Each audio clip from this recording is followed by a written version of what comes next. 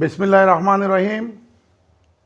আমি আলোকিত রাঙ্গুনিয়ার পরিবারকে প্রথমে ধন্যবাদ জানাচ্ছি। আজকে মহান স্বাধীনতা দিবস উপলক্ষে বাংলাদেশি সকলকে এবং বহির্বিশ্বে যারা আমরা বাংলাদেশিরা আছি সকলকে আমি আজকে স্বাধীনতা দিবস উপলক্ষে সকলকে আজকে মোবারকবাদ জানাচ্ছি। সাথে সাথে আমি এই স্বাধীনতা অর্জনে এই স্বাধীনতার প্রথম যার স্বাধীনতার ঘোষণার মাধ্যমে আমরা বহির্বিশ্বে একটি লাল সবুজের পতাকা পেয়েছি, স্বাধীনতার ঘোষক, বহুদলীয় গণতন্ত্রের প্রবর্তক, সার্কের স্বপ্নদ্রষ্টা শহীদ রাষ্ট্রপতি জিয়াউর রহমানকে আজকের এই দিনে আমাদের সকলের ওনার আত্মার মাগফিরাত কামনা করছি।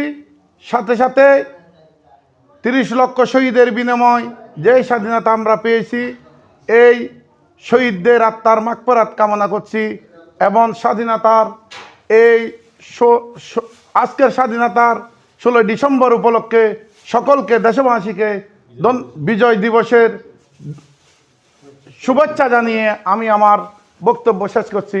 আসসালামু আলাইকুম।